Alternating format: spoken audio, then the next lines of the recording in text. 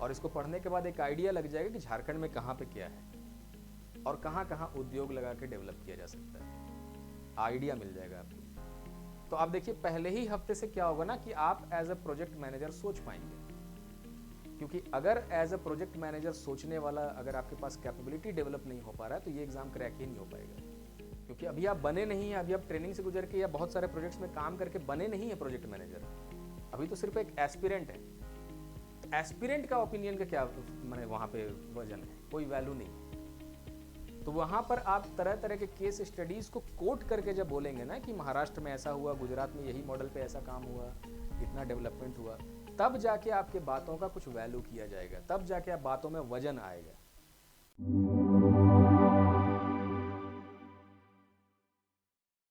JPSC project manager के लिए जो कोर्स हम लोग लॉन्च कर रहे हैं उसका आज ये पहला क्लास है। तो पहले ही क्लास में कुछ चीज़ें क्लियर हो जाना बहुत ज़रूरी है, क्योंकि ये जो एग्ज़ाम है वो जाहिर सा बात है सिविल सर्वेंट्स को नियुक्त करने के लिए नहीं है। ये जो एग्ज़ाम लिया जा रहा है वो अच्छे मैनेजर्स को नियुक्त करने के लिए लिया जा रहा है। तो जो भी सिलेबस और एग्ज़ाम में जो पैटर्न बनाया जाएगा, जो मिनिमम क्राइटेरिया होगा, वो ऐसा डिज़ाइन किया जाएगा ना जिससे अच्छे मैनेजर्स को सेलेक्ट किया जा सके। तो हो सकता है कि आपका सिविल सर्विसेज में जनरल स्टडीज़ के ऊपर बहुत अच्छा कमांड होते हुए भी यहाँ पर रिजेक्शन होने का संभावना है, क्योंकि असल में यहाँ पर चुना जाएगा वो इंसान जो एक सफल, जो एक अच्छा मैनेजर बन सकता है, ना कि एक अच्छा सिविल सर्वेंट। तो सबसे पहले जो एग्ज़ाम का आप तैयारी कर रहे हैं उसके नेचर को समझ लेना बहुत ज़्यादा ज़रूरी है। आखिरी वाला जो क्लास था जो यूट्यूब पे अवेलेबल है आपका लेक्चर के फॉर्मेट में, उसके एंड वाले सेगमेंट में मैंने थोड़ा सा बताया था कि आखिरकार प्रोजेक्ट मैनेजर का भाव कैसे होता है। अब आज क्योंकि उसका पहला क्लास है तो आज मैं ये जो पेपर 4 का आपका सिलेबस है जिसको हम लोग प्रोफेशनल नॉलेज कहते हैं, उसका सबसे पहले स्ट्रक्चर बताऊंगा कि इसको कैसे कवर करना है। ठीक है, इसको आप चाहें तो सेल्फ स्टडी से भी कवर कर सकते हैं, है ना। स्मार्ट आदमी के लिए सिर्फ इशारा ही काफ़ी है। तो आज के क्लास में वो इशारा आपको समझ में आ जाएगा या स्ट्रक्चर समझ में आ जाएगा कि कैसे इस कोर्स को कवर करना है या कैसे इस सिलेबस को ख़त्म करना है। तो सबसे पहले ये जो पेपर 4 है ना, वो बेसिकली प्रोफेशनल नॉलेज का पेपर है। प्रोफेशनल नॉलेज जैसे अगर आप एमबीए की बात करेंगे तो एमबीए में एक सेपरेट प्रोजेक्ट मैनेजमेंट करके एक सब्जेक्ट ही है, आप प्रोजेक्ट मैनेजमेंट के ऊपर एमबीए कर सकते हैं। उसी तरह प्रोजेक्ट मैनेजमेंट का पढ़ाई जो है कई एमबीए या फिर कई ऐसे संस्थान हैं जहां पर देश में करवाया जाता है। कुछ ऐसे प्राइवेट इंस्टीट्यूशंस और भी हैं जहां पर प्रोजेक्ट मैनेजर के लिए कोर्स कराया जाता है, छोटे छोटे शॉर्ट टर्म वोकेशनल कोर्स के जैसा होता है, जिससे आपको एक सर्टिफिकेट दिया जाएगा और जिस भी इंडस्ट्री में आप अप्लाई करेंगे तो आपको थोड़ा इंटरव्यू में प्रायोरिटी मिल जाएगा। तो आपको बेसिक सा एक एसेंस जो सब्जेक्ट का है ना वो पकड़ना पड़ेगा कि आपको एक अच्छा सिविल सर्वेंट बने या ना बने, यहाँ पर एक अच्छा प्रबंधक के तौर पे बनना पड़ेगा, प्रबंधक के तौर पे आपको आना पड़ेगा। इसीलिए पेपर 4 जो है वो 300 नंबर का है, सब्जेक्टिव है, वो तो कन्फर्म है कि ये सब्जेक्टिव आएगा, लिखने के लिए आएगा, और उसमें आपको एक बहुत ज़बरदस्त सीरियसनेस के साथ थोड़ा सा तैयारी करना पड़ेगा। तो आइए सबसे पहले हम लोग समझते हैं कि किस तरह का क्वेश्चंस एग्ज़ाम में आपको देखने को मिल सकता है।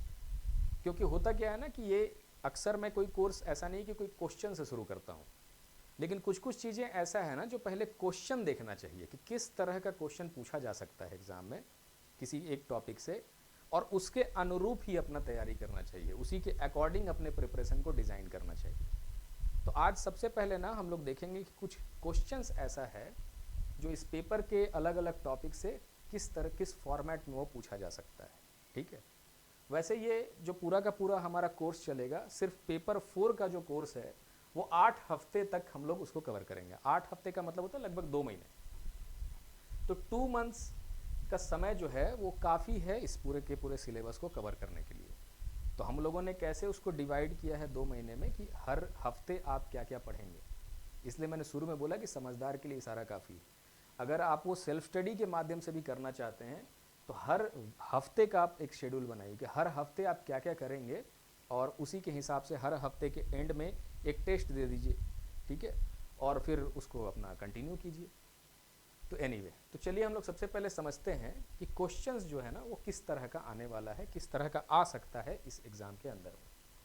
जैसे आप देखिए कुछ क्वेश्चंस इस तरह से दिखाएंगे। जो टॉपिक हमने चूज़ किया है क्वेश्चंस को फ्रेम करने के लिए, क्वेश्चन बनाने के लिए, वो है झारखंड का इंडस्ट्रियल पॉलिसी। ये जो है सबसे पहला ही टॉपिक है। इस पहले वाले टॉपिक में कुछ क्वेश्चन ऐसे हैं ना जो 4 नंबर के भी आ सकते हैं, शॉर्ट क्वेश्चन। क्योंकि अगर आप असिस्टेंट पब्लिक प्रोसिक्यूटर का एग्ज़ाम या फिर असिस्टेंट जज का एग्ज़ाम, ये सब अगर एग्ज़ाम्स को आप देखेंगे ना तो वहाँ पे 4 मार्कर क्वेश्चन भी आपको नज़र आएगा। तो जेपीएससी का अगर 300 नंबर का कोई पेपर बनाया जा रहा है तो उस पेपर में 4 नंबर के क्वेश्चन भी देखने को मिल सकते हैं, तो आप उसके लिए भी तैयार रहिएगा। एनीवे, फिर भी अगर क्वेश्चन देखना हो तो कैसा क्वेश्चन बनता है उसको हम लोग थोड़ा समझें। जैसे ये क्वेश्चन एक देखिए, उसको हिंदी में भी पढ़ता हूँ मैं और इंग्लिश दोनों में पढ़ते हैं। जैसे पहले इंग्लिश में, what are the geographical advantages of Jharkhand for industrial development. Jharkhand के औद्योगिक विकास के लिए भौगोलिक लाभ क्या क्या हैं, क्या क्या अवेलेबल है। ये सबसे बेसिक लेवल का क्वेश्चन है और ध्यान रखिएगा एग्जाम के अंदर में आपको सिर्फ बेसिक लेवल के ही क्वेश्चन देखने को मिलेंगे। जिन एग्जाम्स का मैंने यहाँ पे मेंशन किया, जो असिस्टेंट पब्लिक प्रोसिक्यूटर हो गया, असिस्टेंट जज हो गया, या इंजीनियरिंग सर्विसेज का जो एग्ज़ाम जेपीएससी कंडक्ट करती है, बाकी के जो भी पेपर्स आप देखेंगे ना तो उन पेपर्स में बहुत ज़्यादा डिफ़िकल्ट क्वेश्चन नहीं पूछा गया है। उन पेपर्स में जैसे कोई टॉपिक है ना तो टॉपिक का जो सबसे फाउंडेशन वाला क्वेश्चन है, जो एकदम कंसेप्चुअल क्वेश्चन है, उन्हीं क्वेश्चंस को बनाया गया है एग्जाम के अंदर में, जो ऐसा दिखाई देता है। मैं आगे आपको कॉम्प्लेक्स क्वेश्चन भी दिखाऊंगा, लेकिन क्वेश्चंस बेसिकली सिंपल अगर क्वेश्चन कोई होगा तो ऐसा होगा। क्योंकि ये तो झारखंड में रहने वाला एक आम आदमी भी थोड़ा सा वाकिफ होता है इन सब चीज़ों से कि ज्योग्राफिकल एडवांटेज झारखंड के पास क्या क्या है। अब झारखंड का जो इंडस्ट्रियल पॉलिसी है 2021 का, इसके पहले इंडस्ट्रियल पॉलिसी है 2012 का, 2001 का, क्योंकि इंडस्ट्रियल पॉलिसी का इवोल्यूशन हुआ है ना, हर बार चेंज होता रहता है इंडस्ट्रियल पॉलिसी, करंट घटनाक्रम को देखते हुए या करंट सिचुएशन को देखते हुए चेंज किया जाता है उसका नीति। तो ये जो इंडस्ट्रियल पॉलिसी झारखंड का बनाया गया है, इसमें जब आप पढ़ेंगे तो आपको समझ में आएगा कि उसका बैकग्राउंड क्या है। झारखंड में ये नीति, करेंटली जो ये नीति लागू की गई है, तो वो क्यों लागू किया गया है, किस पर्पस के लिए लागू किया गया है, या क्या अवेलेबल रिसोर्सेज को देख करके लागू किया गया है। तो उसके अंदर जब, अब क्योंकि वो डॉक्यूमेंट बहुत बड़ा है, जैसे ये नया वाला तो लगभग 60-70 पेज का डॉक्यूमेंट है, अगर इसके पहले वाले इंडस्ट्रियल पॉलिसीज़ को आप देखेंगे तो वो 180-190 पेजेस के हैं। तो क्या है कि इनका एक समराइज्ड वर्जन, इनको एक समरी करके आप नोट्स में बना लीजिए, है ना। और हमारे पास तो ये बन ही रहा है, हमारा तो क्योंकि कोर्स ही चल रहा है तो हमारा तो काम ही है वो बनाना। एनीवे, तो झारखंड का जो इंडस्ट्रियल पॉलिसी है उसमें जब आप पढ़ेंगे ना तो ये सब क्वेश्चंस आपको उसका आंसर उसके अंदर मिल जाएगा, है ना। तो what are the geographical advantage of Jharkhand for industrial development, यानी झारखंड के औद्योगिक विकास के लिए भौगोलिक लाभ क्या है, इसको एक क्वेश्चन के फॉर्मेट में हम लोग देख सकते हैं। एक और क्वेश्चन है, अब क्योंकि मैं यहाँ पे इसका सबका सॉल्यूशन नहीं करूँगा, ये अगले किसी क्लास में हम लोग इसका सॉल्यूशन भी देखेंगे, मैं आपको हज़ारों तरह का क्वेश्चन का यहाँ प्रैक्टिस कराऊंगा, उसी के बीच से क्वेश्चंस आपको एग्जाम के अंदर में आएगा, उसको चिंता नहीं करना है। आज हम लोग सिर्फ ये देखना चाह रहे हैं कि क्वेश्चन किस भाव से, किस तरह का, किस लेवल का क्वेश्चन एग्जाम्स के अंदर आपको दिखाया जा सकता है, स्टाइल क्या है, ट्रेंड क्या है क्वेश्चन का। तो state the main provision, question 2, state the main provisions for promotion of MSMEs under Jharkhand industrial policy 2021। तो कभी कभी क्वेश्चन में क्या होगा ना, जो टॉपिक है वो टॉपिक का एग्जैक्ट मेंशन करते हुए या उसका रेफरेंस कोट करते हुए आपको कोई क्वेश्चन पूछ सकता है। तो ध्यान हमेशा रखिएगा, इस तरह के क्वेश्चन के आंसर्स में आप ये जो टॉपिक है ना, ये जो टॉपिक हमने चूज किया या जो डॉक्यूमेंट है, इस डॉक्यूमेंट के कंटेक्स्ट में ही आप इसका आंसर लिखिएगा। क्योंकि अगर हो सकता है आपका आंसर सही हो और उसको किसी आउट ऑफ द कंटेक्स्ट आपने लिखा है, आंसर भले सही भी लग रहा हो, फिर भी अगर वो डॉक्यूमेंट के कंटेक्स्ट में नहीं लिखा गया है तो ये आंसर में उतना नंबर आपको नहीं मिलेगा। फिर वो जो आंसर है ना, जेनरिक आंसर हो गया। तो जेनरिक आंसर्स में अच्छा नंबर नहीं मिलता है, उसके अंदर थोड़ा सा आपको वैल्यू एडिशन, कंटेंट डालना पड़ेगा। इस वाले जो भी टॉपिक या जिस भी डॉक्यूमेंट से ये क्वेश्चन आ रहा है, उस डॉक्यूमेंट के रेलेवेंस के हिसाब से, उस डॉक्यूमेंट के कंटेक्स्ट के हिसाब से। तो कुछ क्वेश्चंस ऐसे देखने को मिलेंगे, ये सब 4-4 नंबर के क्वेश्चन है, इसके लिए आप ज़्यादा से ज़्यादा 70 वर्ड 100 वर्ड तक भी लिख सकते हैं, और जैसा आपका माने लिमिट है, जैसा आप कर पा रहे हैं कंसाइज। दूसरा चीज़ें क्या है कि और भी कुछ क्वेश्चंस आपको देखने को मिल सकते हैं। अब ये सब क्वेश्चन है, मान लीजिए कि ये क्वेश्चन 8 नंबर 10 नंबर इतने नंबर्स में पूछा जा सकता है।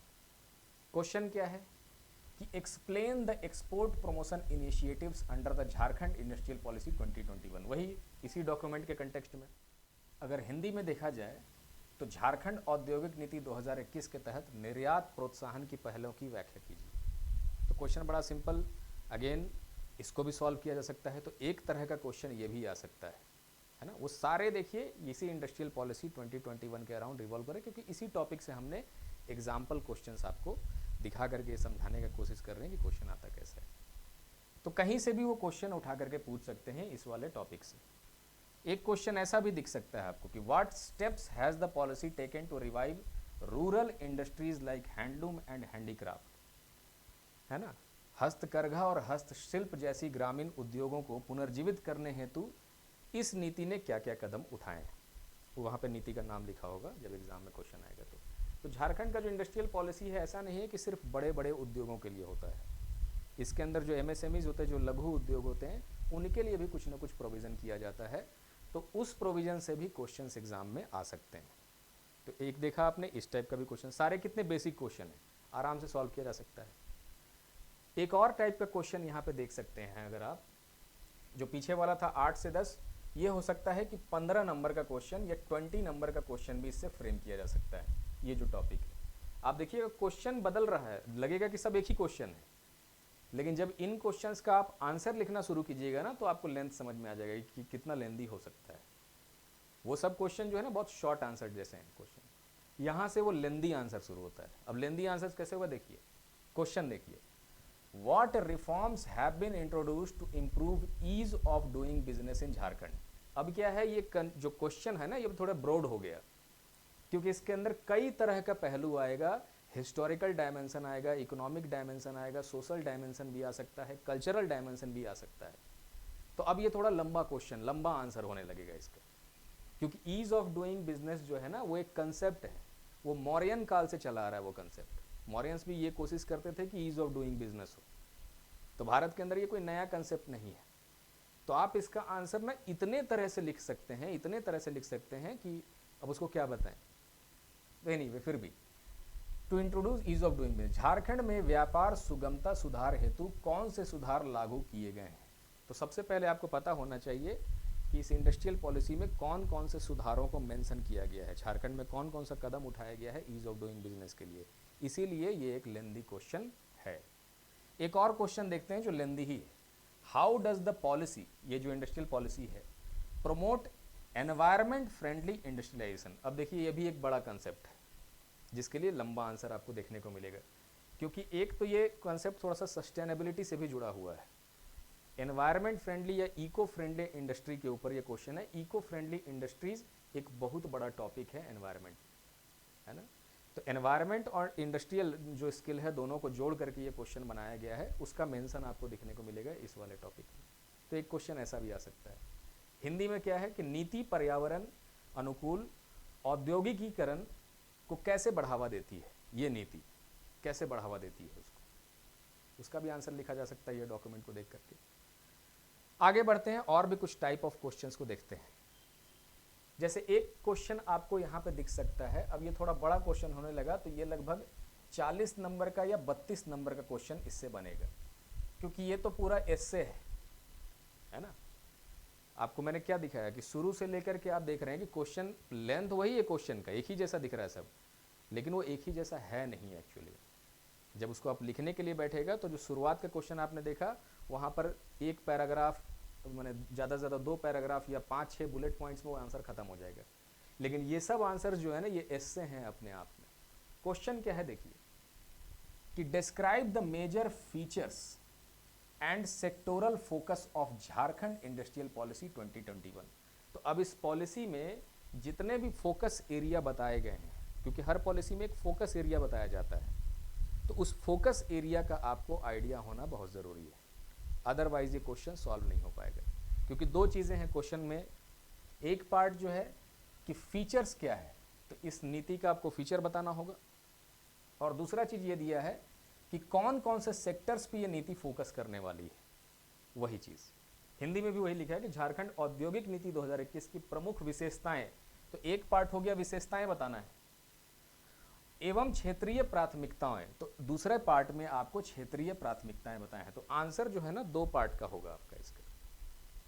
तो पहले वाला पार्ट भी बड़ा लंबा चौड़ा ऐसे है, फीचर्स, क्योंकि बहुत लंबा इसका फीचर लिख के देंगे वो लोग। जब भी कोई डॉक्यूमेंट बनाएगा तो वो कोशिश करेगा कि हमारा जो डॉक्यूमेंट है उसके अंदर बहुत सारे फीचर्स हों, या जो हमारा नीति है उसके अंदर बहुत सारे फीचर्स बने, तो वो इसके अंदर भर भर के लिखेंगे फीचर। अब वो फीचर्स में से मोस्ट ऑफ द फीचर आपको याद होना चाहिए। तो हमारा जो नोट्स होगा उसके अंदर हम लोग उसको ट्रिक के फॉर्मेट में कि कैसे याद रखा जाए इसके मेजॉरिटी ऑफ फीचर्स, वो हम लोग ट्रिक के फॉर्मेट में उसमें बना करके रखेंगे। तो एनीवे, तो फीचर्स भी लिखना है और सेक्टोरल जो आपके यहाँ पे प्रायोरिटीज़ हैं या सेक्टोरल जो यहाँ पे फोकस है वो भी लिखना है। किस किस सेक्टर पे वो फोकस करती है, माइनिंग पे फोकस करती है, इंडस्ट्रीज़ पे फोकस करती है, किस किस चीज़ों पे उसका फोकस है इस इंडस्ट्रियल पॉलिसी पे, है ना। ये एक लंबा आंसर है। इसी के साथ आप देखिए एक और लंबा आंसर है, what are the key challenges of industrialisation in Jharkhand. देखिए एक टॉपिक ऊपर और दूसरा part, and how does the policy addresses them. अब जितने भी चैलेंज आप यहाँ पे लिखेंगे, है ना, कुछ चैलेंज यहाँ मेंशन किया होगा। झारखंड जो इंडस्ट्रियल पॉलिसी है इसके अंदर चैलेंजेस मेंशन होते हैं कि ये दिक्कत आ रही है झारखंड में इंडस्ट्री को डेवलप करने में। तो पहले तो आपको ये चैलेंजेस पता होना चाहिए, और जो इसके रेलेवेंट है, इसके कंटेक्स्ट में जो लिखा हुआ है, इस डॉक्यूमेंट में जो लिखा हुआ है ना। और दूसरा, इसी डॉक्यूमेंट में उसके लिए सॉल्यूशंस लिखा है। तो पहले चैलेंजेस को पता आना, हमको समझ में आना चाहिए, और उसके बाद उसके सॉल्यूशंस आने चाहिए, दोनों के दोनों इस डॉक्यूमेंट के कंटेक्स्ट में या इस वाले टॉपिक के कंटेक्स्ट में, और उन्हीं को आपको यहाँ लिखना होगा। तो पहले पार्ट में चैलेंजेस आ जाएगा कि आपने ठीक तरीके से चैलेंजेस को आइडेंटिफाई किया या नहीं किया, और दूसरे वाले पार्ट में उसका सॉल्यूशन आ जाएगा जो इस डॉक्यूमेंट में लिखा होगा। तो अगर ठीक से तैयारी किया जाए, मेरा ये थोड़ा देर का जो आपको क्वेश्चंस मैंने ये दिखाया कि क्वेश्चन तो होगा बड़ा बेसिक, ये सब बड़ा टफ क्वेश्चन माना जाएगा, लेंदी क्वेश्चंस, लेकिन क्वेश्चन जो होगा ना वो बहुत बेसिक होगा। अगर सारे टॉपिक, जैसे झारखंड इंडस्ट्रियल पॉलिसी एक टॉपिक हो गया, CNT एक्ट एक टॉपिक हो गया, लेबर लॉ एक टॉपिक हो गया, अगर सारे टॉपिक का थोड़ा सीरियसली तैयारी कर लिया जाए ना, तो ये क्वेश्चन, ये जो एग्ज़ाम है आप आराम से क्रैक कर लेंगे, क्योंकि GS हो जाएगा। GS के लिए मैंने बोला आपको कि बहुत कंटेंट है हमारे पास, GS हम लोग आराम से कवर कर सकते हैं, कभी भी कवर कर सकते हैं। इसके साथ भी आप चाहें तो GS को पढ़ सकते हैं, डेली 1 घंटा टाइम निकालना है। तो GS में घबराना नहीं, GS मतलब जनरल स्टडीज़ में घबराना नहीं है, जो इंडस्ट्री स्पेसिफिक है उसको एक स्ट्रैटेजी के तहत हम लोगों को कवर कर लेना है। तो चलिए अब जानते हैं वो स्ट्रैटेजी क्या है, क्योंकि हम लोग इसको 8 हफ्ते का हमने टारगेट किया है कि लगभग 2 महीने के अंदर में हम लोग इसके सारे A to Z जितने भी इसके अंदर पॉइंट्स दिए हैं, जितने भी इसके अंदर टॉपिक्स दिए हैं, उसको हम लोग कवर करेंगे, ठीक, ताकि आपका अगला जो 1 आध महीना है वो राइटिंग के आंसर प्रैक्टिस में रहे। वो 1 महीना 2 महीने का हमारा टारगेट होगा सिलेबस कंप्लीशन के लिए, सिलेबस। और जब ये सिलेबस खत्म हो जाएगा तो इसके बाद हम लोग 1 से लेकर के 1.5 महीना जो है सिर्फ और सिर्फ आंसर राइटिंग प्रैक्टिस करेंगे, क्योंकि लिखने का कला में आपको माहिर होना है, वैसे ही माहिर होना है जैसे एक सिविल सर्वेंट माहिर होता है लिखने के कला में। तो JPSC सिविल सर्विसेज में तो हम लोग उसको परफेक्ट बना ही देंगे, माहिर हो ही जाएंगे आप उसमें, और वही चीज़ अप्लाई करेंगे यहाँ पे। 1 महीने का आंसर राइटिंग प्रैक्टिस, इंट्रो कैसे लिखना है, बॉडी कैसे लिखना है, 15 नंबर का क्वेश्चन कैसे लिखना है, 10 नंबर का क्वेश्चन कैसे लिखना है, 40 का क्वेश्चन में क्या करना है, वो चीज़ें उसके अंदर। और आप सोच के रखिए कि इसके अंदर जब ये पूरा कोर्स आप कर लेंगे, जो हम पढ़ रहे होंगे आप आगे, माने जितने भी दिन ये कोर्स चलेगा, इतने दिन के अंदर में लगभग भी तो आप कम से कम 500-600 क्वेश्चन प्रैक्टिस कर चुके होंगे, मतलब पूरा GS पेपर 2 और पेपर 3 मिला करके। क्योंकि GS भले ही उसमें दुविधा है कि वो ऑब्जेक्टिव भी आ सकता है, क्योंकि बहुत सारा उसमें इन्होंने कुछ भी क्लैरिटी से दिया नहीं है। JPSC हर चीज़ ये मान के चलती है कि स्टूडेंट खुद ही गेस कर लेगा, है ना, वो इनका भोलापन है JPSC का, मासूम लोग हैं वहाँ, इसलिए वो ऐसा करते हैं। तो अभी दुविधा है कि उसके ऊपर कैसा क्वेश्चन उसके अंदर बनाया जाएगा। खैर जो भी हो, तो अगर GS का और पेपर 4 का मिला दिया जाए, GS पेपर 3 और पेपर 4, तो दोनों को मिला करके हम लोग 500 से 600 क्वेश्चन हिट करेंगे, उतना हमारा प्रैक्टिस हो जाएगा उसके ऊपर, तो वो आप आराम से उसके बाद कवर कर सकते हैं। चलिए हम लोग देखते हैं कि 8 हफ्ते का हमारा क्या शेड्यूल रहेगा, जिसको आप पूरा प्रॉपर एक नोट्स बना के रख लीजिए अपने पास, और इसी अनुसार इसमें चाहे तो थोड़ा फेरबदल भी आप कर सकते हैं, लेकिन मोटा मोटा एक स्ट्रक्चर आपको मिल जाएगा, रोड मैप मिल जाएगा कि करना क्या है।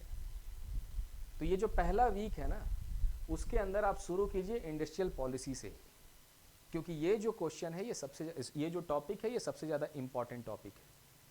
इंपॉर्टेंट क्यों है ये टॉपिक, क्यों, और इंपॉर्टेंट जो भी होगा वहाँ पे मैं स्टार लगाऊंगा, क्योंकि देखिए अब जो ये इंडस्ट्रियल पॉलिसी या फिर इससे रिलेटेड जितने भी चीज़ें हैं, आखिरकार प्रोजेक्ट मैनेजर का काम क्या होगा, आखिरकार उसका काम प्रोजेक्ट के डेवलपमेंट से ही जुड़ा होता है। कहीं ना कहीं डेवलपमेंट जो है वो ज़रूर उसके जीवन का एक पार्ट है। तो अब आपको अगर झारखंड में आप रहते हैं तो झारखंड के अंदर का जो इंडस्ट्रियल पॉलिसी है ना, इस टॉपिक पे कमांड होना बहुत ज़्यादा ज़रूरी है, क्योंकि इससे क्वेश्चन ज़रूर एग्ज़ाम के अंदर आएगा। तो जो पहला हफ्ता है उसमें झारखंड को आप पूरा अच्छे से पढ़ें। झारखंड का इंडस्ट्रियल जो पॉलिसी है उसको सबसे अच्छे से हम लोग कवर करेंगे। झारखंड का जो इंडस्ट्रियल पॉलिसी है तो सिर्फ ऐसा नहीं है कि सिर्फ इंडस्ट्रियल पॉलिसी एक डॉक्यूमेंट 60 पेज का है उसका समरी करके पढ़ेंगे, वैसा नहीं करेंगे। उसको पढ़ने के लिए हम लोगों को थोड़ा सा झारखंड के जो ज्योग्राफी है उसका भी आइडिया होना चाहिए कि कहाँ पर कौन से ऐसे फैक्टर्स हैं ना, कौन सी ऐसे चीज़ें हैं जो इंडस्ट्रीज़ का कहीं पे होने को डिसाइड करती हैं, उसके लोकेशन को डिसाइड करती हैं। HEC यहाँ पे लगाया गया है रांची में तो किसी खास वजह से लगाया गया है, ठीक है। अगर कहीं पे मान लीजिए कोल माइंस है, उसके बगल में लोग कोशिश करेंगे कि हम पावर प्लांट भी बनाएं ताकि कोयला वहाँ से हमको आसानी से मिल जाए। अब ये नहीं कि कोयला आपको इस एरिया में मिल रहा है, पावर प्लांट आपने जाकर के लगाया है अंडमान निकोबार में कि कोयला ही यहाँ से आने में आपको 1 साल का समय लग गया, वैसा नहीं करना है। रिसोर्सेज के अवेलेबिलिटी को देखते हुए हम लोग इंडस्ट्रीज़ को प्लान करते हैं, है ना। हो सकता है कि आपने प्रोजेक्ट का प्लान कर लिया लेकिन वो प्रोजेक्ट ऐसे इलाके में आ गया जहाँ पर थोड़ा रिहायशी इलाका है, या अगर आपने उसको थोड़ा सा लगाया इको सेंसिटिव जोन है ना, इकोलॉजिकली सेंसिटिव जोन जो वेस्टर्न घाट्स का इलाका है, तो अगर वो सब आप करेंगे, प्लान करेंगे, तो आपको इंडस्ट्रियल ज्योग्राफी, उस एरिया का ज्योग्राफी का भी समझ होना चाहिए। तो हम लोग क्या करेंगे, इसको जो झारखंड का जो थोड़ा सा इंडस्ट्रियल ज्योग्राफी है और इकोनॉमिक प्रोफाइल है ना, इसको लेकर के यहाँ पे पहले पढ़ेंगे, और इसको पढ़ने के बाद एक आइडिया लग जाएगा कि झारखंड में कहाँ पे क्या है और कहाँ कहाँ उद्योग लगा के डेवलप किया जा सकता है, आइडिया मिल जाएगा आपको। तो आप देखिए पहले ही हफ्ते से क्या होगा ना कि आप एज अ प्रोजेक्ट मैनेजर सोच पाएंगे, क्योंकि अगर एज अ प्रोजेक्ट मैनेजर सोचने वाला अगर आपके पास कैपेबिलिटी डेवलप नहीं हो पा रहा है तो ये एग्जाम क्रैक ही नहीं हो पाएगा, है ना। एनीवे, चलिए, तो जब हमने ये ज्योग्राफी सीख लिया कि किस तरह से झारखंड में क्या क्या है, कहाँ कहाँ हमारे पास पोटेंशियल है इंडस्ट्री को डेवलप करने का, तो फिर आगे बढ़ते हैं। आगे बढ़ने पे हम लोग क्या करेंगे कि जैसा हमारा स्ट्रैटेजी होता है अक्सर, सबसे पहले इवोल्यूशन देखेंगे इस इंडस्ट्रियल पॉलिसी के। हम लोग क्या करेंगे कि सिर्फ 2021 वाला जो हमारा तत्कालीन इंडस्ट्रियल पॉलिसी, सिर्फ उसको नहीं पढ़ेंगे, पीछे के जो इंडस्ट्रियल पॉलिसीज़ है ना उसका इवोल्यूशन पूरा देखेंगे शॉर्ट में, कि पहले कैसा था, 2012 में क्या हुआ, 2021 में क्या हुआ, और इनके बीच में ये जो पूरा सफ़र रहा इंडस्ट्रियल पॉलिसी का अलग अलग, क्यों ऐसा हुआ कि चेंज करना पड़ा बार बार। झारखंड तो बना ही है 2000 में, लेकिन जो भी औद्योगिक नीति आई तो वो चेंज क्यों करते चले जा रहे हैं हम लोग, क्या हो रहा है ऐसा, तो वो पहले आइडिया हमको लेना है और कंपेयर कर लेना है अभी के इंडस्ट्रियल पॉलिसी को बाकी सारे इंडस्ट्रियल पॉलिसी से, ठीक। तो पीछे वालों को हम उतना नोट्स बना के नहीं पढ़ेंगे, लेकिन हाँ एक आइडिया होना चाहिए, रफ आइडिया, कि उनके अंदर का मेन फोकस एरिया क्या था और अब हमारा मेन फोकस एरिया क्या है, क्योंकि ये क्वेश्चन सिर्फ इवोल्यूशन ऑफ इंडस्ट्रियल पॉलिसी से ही एक क्वेश्चन बनने का संभावना दिख रहा है। जब ये पढ़ लेंगे तब हम लोग आएंगे एक प्रॉपर, ये जो इंडस्ट्रियल पॉलिसी 2021 का है उसका ऑब्जेक्टिव और इंसेंटिव्स क्या क्या है उसको पढ़ेंगे, कि इंडस्ट्रियल पॉलिसी इसको पार्ट बाय पार्ट करके, ये 60 पेज का डॉक्यूमेंट है तो इसको हम लोग कवर करेंगे कि जैसे जैसे उसके अंदर सेगमेंट्स बने हुए हैं कि पहले ऑब्जेक्टिव क्या है या उसका पूरे डॉक्यूमेंट का पूरा ओवरऑल फिलॉसफी क्या है, वैसे करते करते सेगमेंट वाइज हम लोग उसको कवर करने का कोशिश करेंगे। Incentive, objectives and incentives of industrial policy. अब जब यहाँ तक हो गया ना तो आपका झारखंड का इंडस्ट्रियल पॉलिसी का नोट्स तैयार हो चुका होगा और हम लोग इसको कवर कर चुके होंगे। अब क्या करना है कि अब थोड़ा सा एक्स्ट्रा एफर्ट लगा कर, थोड़ा सा ज़्यादा मेहनत करके जो दूसरे हमारे नज़दीकी राज्य हैं, अब ऐसा नहीं करना है कि गुजरात से कंपैरिजन कर लें, या कर भी सकते हैं कॉन्ट्रास्ट में कि गुजरात इतना डेवलप क्यों कर गया, हम लोग क्यों नहीं कर पाए उतना डेवलप झारखंड। तो वहाँ का औद्योगिक नीति क्या है और हमारा औद्योगिक नीति क्या है, वो भी कंपैरिजन कर सकते हैं। लेकिन जो हमारे सबसे नियरेस्ट कंपटीटर होंगे या हमसे पिछड़े राज्य हैं, वो लोग कहाँ गलती कर रहे हैं, या फिर कहीं हमने उन्हीं के जैसा कोई इंडस्ट्रियल पॉलिसी तो नहीं लगा लिया है, क्योंकि उनका भी फेल्यूर हो रहा है, हमारा भी फेल्यूर हो रहा होगा। तो ये करके हम लोग एक डेटा तैयार करेंगे यहाँ पे कि कंपेयर हो जाए कि 4-5 राज्य जो देश में हैं, कुछ उसमें से डेवलप होंगे, कुछ हमारे ही जैसे होंगे, कुछ हमसे पीछे होंगे। तो इन राज्यों से तुलना करने के बाद ना एक आपको क्लैरिटी मिल जाएगा इस वाले पूरे के पूरे चैप्टर का, इस पूरे टॉपिक का। और फिर फाइनली एक केस स्टडी लेकर के कि भारत के अंदर झारखंड के अंदर कितने सारे इंडस्ट्रियल प्रोजेक्ट्स चल रहे हैं, उनको हम लोग पहले समझने का कोशिश करेंगे। उनका लिस्ट बना लेंगे, उस लिस्ट में उनका स्टेटस क्या है, क्यों नहीं कंप्लीट, क्या क्या प्रॉब्लम्स आया, और क्या क्या वहाँ पे थोड़ा सा प्रॉब्लम्स या चैलेंजेस, एक ही चीज़ है, क्या क्या चैलेंजेस आए, कैसे सॉल्यूशन किया गया, उसका निवारण कैसे किया गया। और यहीं पर आपको एक अपने आप में ही एक आपको समझ में आ जाएगा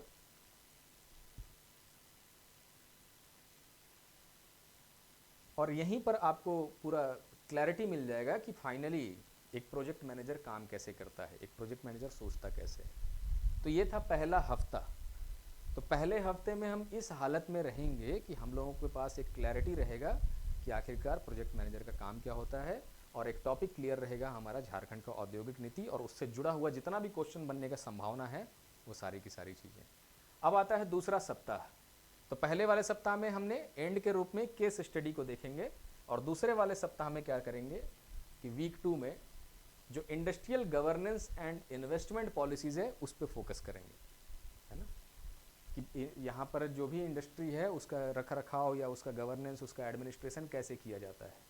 तो उससे जुड़ा हुआ जो टॉपिक्स है ना, जो आपको सिलेबस में दिया हुआ है, जैसे मान लीजिए जियाडा का एक्ट 2013, उसके role and function, Bihar industrial policy 1985, उसका लेगेसी क्या है या क्यों रेलेवेंट है अभी, लैंड एक्विजिशन का जो मामला है झारखंड में, इश्यूज़ क्या क्या हैं उसके लिए क्या नीति बनाया जा रहा है, investment promotion, land bank, EODB, industrial policy and JIADA, उसके सारे के सारे क्वेश्चन। मतलब ये हमारा दूसरे वीक का प्लान है, ठीक है। मैं अब सबको उतना डिस्क्राइब नहीं कर रहा हूँ, आप उसको नोट्स बना के रख लीजिए और समझ लीजिए कि हम लोग क्या करने वाले हैं।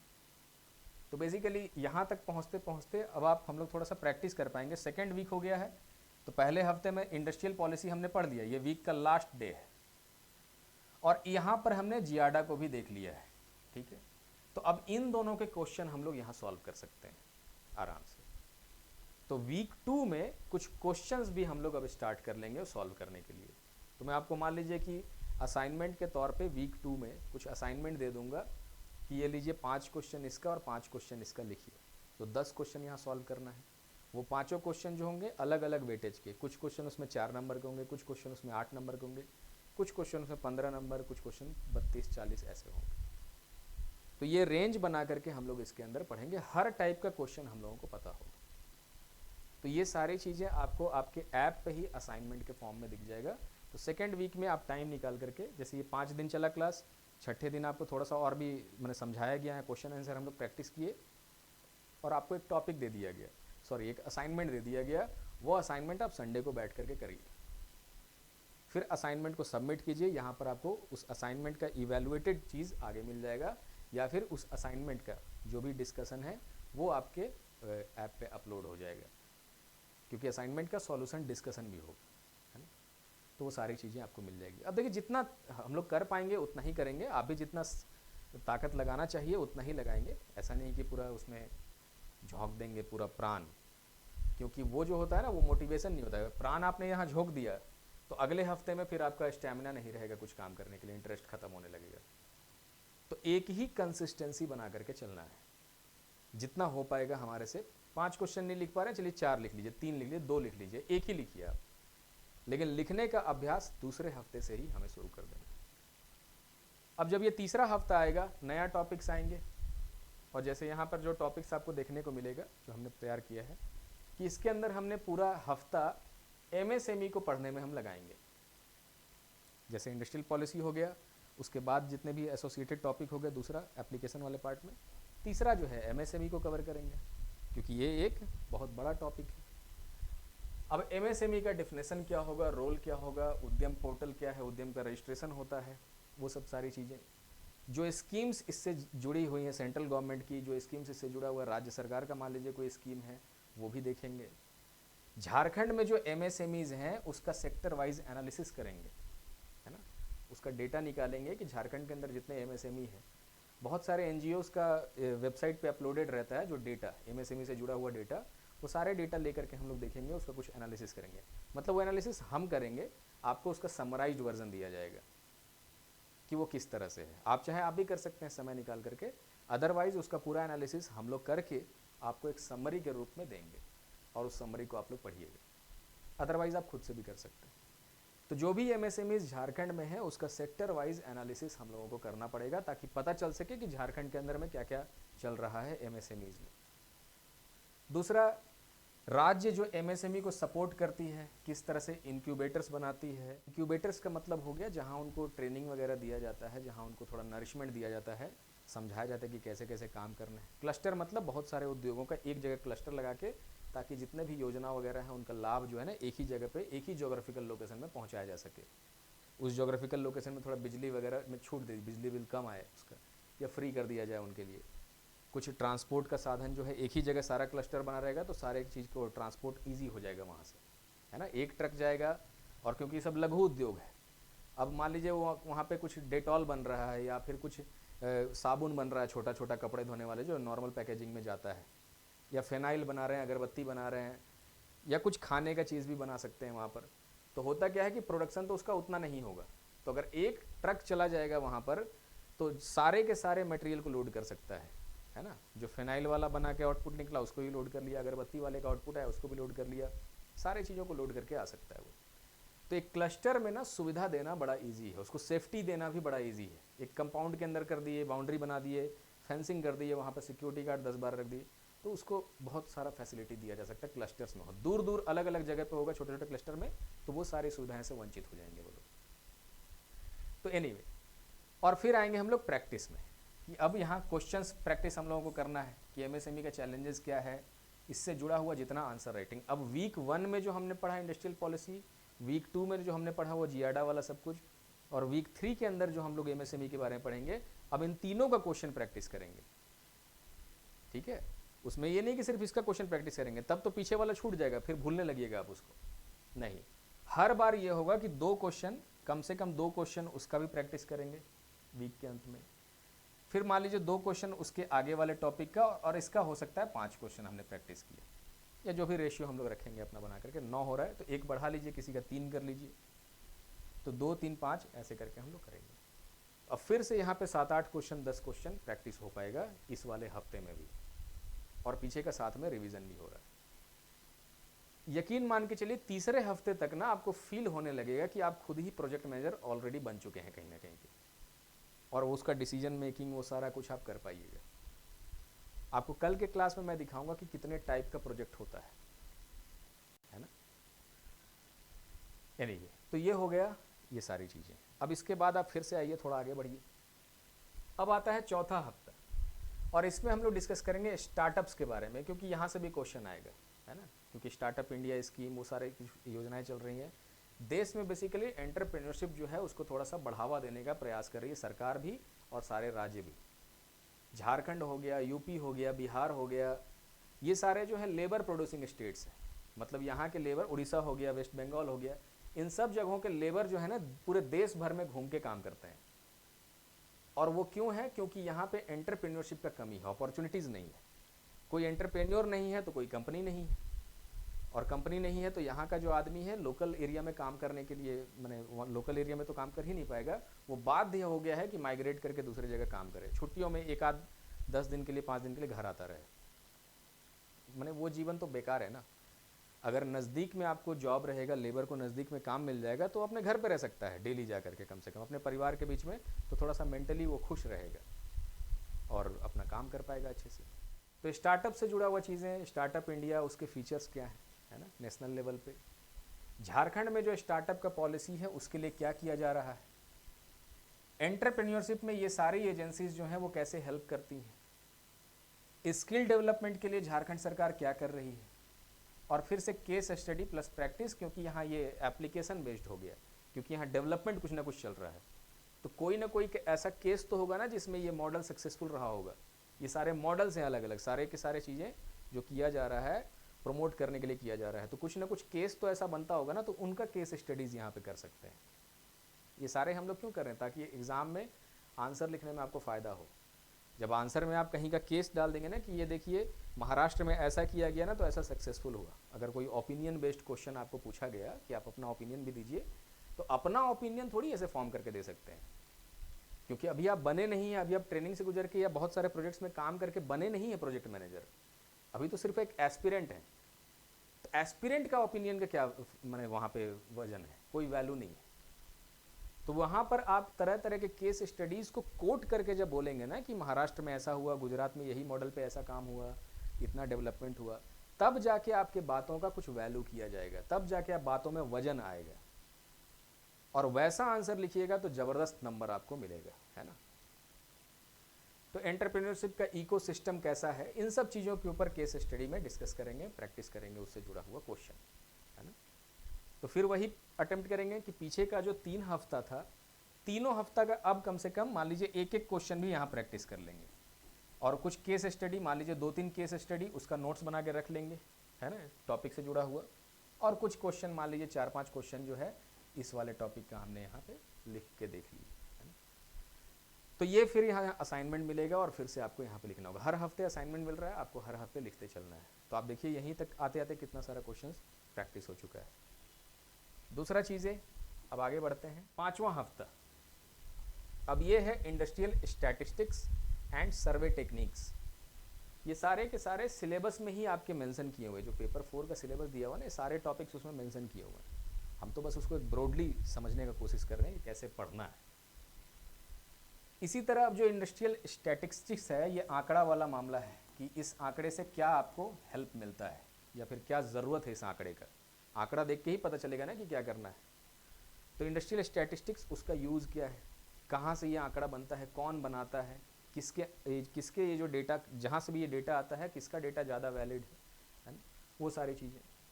Statistical tools, index number, growth rate, ये सारी चीज़ें जिससे हम एनालिसिस कर सकते हैं। डेटा किसके लिए होता है? डेटा देख करके जो भी स्कीम चलाया जा रहा है या जो भी हमारा डेवलपमेंट जितना हुआ है, जिस स्तर तक हुआ है, उसको हम लोग एनालाइज कर सकते हैं कि सही जा रहे हैं या नहीं जा रहे हैं। क्योंकि अगर मान लीजिए आप काम करते चले जा रहे हैं आंकड़ा बिना देखे, तो हो सकता है एंड रिजल्ट आपको पता चले कि फेलुअर हो गया। तो इफेक्टिव मॉनिटरिंग करना पड़ता है प्रोजेक्ट्स का, इफेक्टिव मॉनिटरिंग करना पड़ता है हर चीज़ का, तो उसके लिए आंकड़े का हम लोग उपयोग करते हैं। डेटा सोर्सेज क्या क्या हैं? मान लीजिए जो भी चीज़ें आपका नेशनल सैम्पलिंग सर्वे ऑर्गेनाइजेशन या जो भी आपका डेटा यहाँ प्रोवाइड करता है, वो सारे ऑर्गेनाइजेशंस का कम से कम नाम आपको पता होना चाहिए। सारा डेटा नहीं पढ़ना है, उतना डेटा कौन पढ़ेगा, लेकिन जो भी डेटा वो प्रोवाइड करते हैं, क्या क्या मेजर डेटा है, उसको थोड़ा सा हम लोग देखेंगे। सर्वे टेक्निक, और फिर finally practice, application from the data, मतलब इस डेटा से हम लोगों को क्या ये पॉलिसी बनाने में किस तरह का इफेक्ट पड़ सकता है, पॉलिसी को हम चेंज कर देंगे या फिर कुछ और नीति बदल लेंगे, वो चीज़ें कर सकते हैं। तो ये था हमारा 5वां हफ्ता। 5वें हफ्ते के बाद 6th वीक में फिर हम लोग आएंगे लेबर लॉज पे, labour and industry related laws, ये पहला पार्ट है उसका। अगले हफ्ते में दूसरा पार्ट करेंगे 7th हफ्ते में। तो इसमें हम लोग क्या देखेंगे, फैक्ट्रीज एक्ट जो भी है 1948 का, और फैक्ट्रीज एक्ट का जो इवोल्यूशन हुआ, इसका इवोल्यूशन का प्रोसेस यहाँ लिखा नहीं है लेकिन फिर भी उसको समझेंगे, इवोल्यूशन। ट्रेड यूनियंस एक्ट 1926 जो आपके सिलेबस में दिया हुआ है, industries development and regulation act 1951, overview of labour codes and practice question, कि सारे प्रैक्टिस क्वेश्चन में यही कि सारे का हम लोग यहाँ पर कंपैरिजन करेंगे जितने भी लेबर लॉ हैं या इंडस्ट्रियल एक्ट्स हैं। तो ये था आपका 6ठा हफ्ता जिसमें हम लोग लेबर लॉज पे फोकस करेंगे। 7वें हफ्ते में हम लोग फिर से अब लैंड से जुड़ा हुआ लॉ, ठीक है, और टेनेंसी से जुड़ा हुआ लॉ।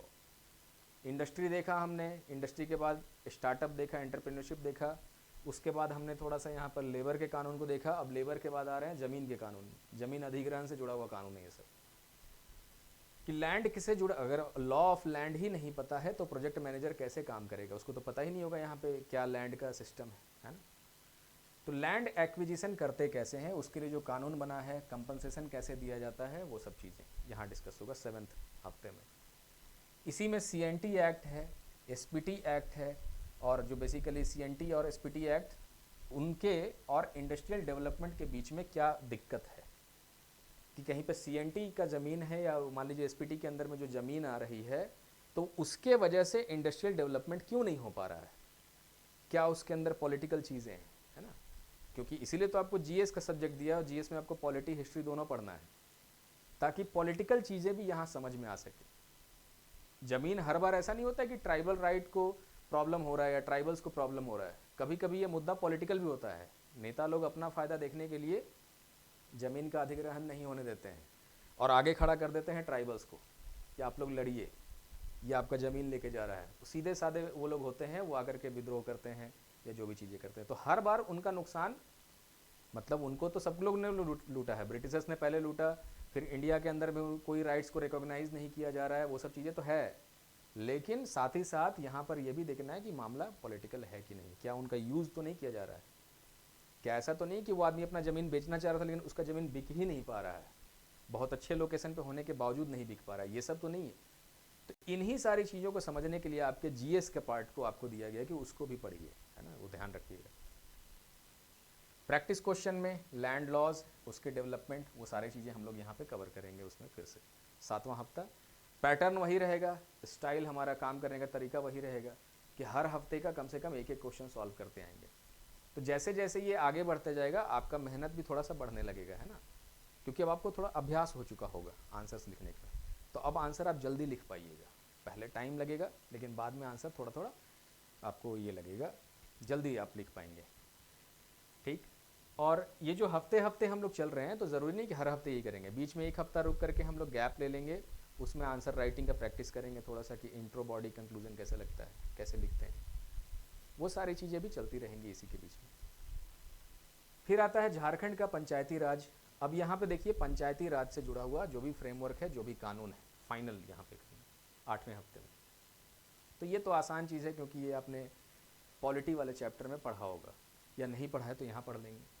तो झारखंड का पंचायती राज एक्ट क्या है, पेशा का कानून क्या है, ग्राम सभा को क्या ताकत है, ट्राइबल रेजिस्टेंस मूवमेंट्स, ये तो बेसिकली हम लोग झारखंड का जो हिस्ट्री है जिसके अंदर हम लोग ट्राइबल मूवमेंट्स के बारे में पढ़ते हैं, संथाल रेबेलियन, टाना भगत का रेबेलियन, हो रेबेलियन, वो जितने भी रेबेलियन उसके अंदर हैं उनका केस स्टडीज़, उनको कनेक्ट करके यहाँ पे देखेंगे कि पंचायती राज से कैसे वो मामला जुड़ा हुआ था। अगर ब्रिटिशर्स के खिलाफ ये सब जितना भी हुआ, ट्राइबल रेजिस्टेंस मूवमेंट हुआ, और कुछ इंडियन गवर्नमेंट के अगेंस्ट भी ट्राइबल रेजिस्टेंस मूवमेंट हुए, ठीक है ना। ये रेजिस्टेंस मूवमेंट ऐसा नहीं लिखा कि आज़ादी से पहले का, आज़ादी के पहले भी ट्राइबल रेजिस्टेंस मूवमेंट हुए, आज़ादी के बाद भी ट्राइबल रेजिस्टेंस मूवमेंट हुए गवर्नमेंट के खिलाफ। तो उन मूवमेंट्स में भी क्या रहा, वो सारे मूवमेंट तो लोकलाइज होते हैं, पीसफुल होते हैं, लेकिन उन मूवमेंट्स में भी क्या क्या चीज़ें थी, तो वो केस स्टडीज़ के फॉर्म में हम लोगों को यहाँ देखना होगा, जिससे इसको पढ़ने के बाद हम लोग अपने आंसर में उसका वैल्यू एडिशन कर सकते हैं, है ना। आंसर लिखने के लिए बहुत सारे डायमेंशन पता होना चाहिए। अब उसके बाद हम लोग जब ये हफ्ते का काम हो जाएगा तो फिर हम लोग शुरू करेंगे अपना मॉक टेस्ट 1, मॉक टेस्ट 2, जो भी चीज़ें यहाँ पर दिया हुआ है। कुछ चीज़ें यहाँ नहीं भी लिखा है कि मॉक टेस्ट 3, मॉक टेस्ट 4 कैसे हम लोग डिज़ाइन करेंगे, वो आगे का मामला है। तो आपको बेसिकली करना यही है कि अगले 2 महीने में जो है, 2 महीने में ये स्ट्रक्चर समझ लेना है कि आपका सिलेबस का भाव कैसे है ना, सिलेबस किस भाषा में लिखा हुआ है।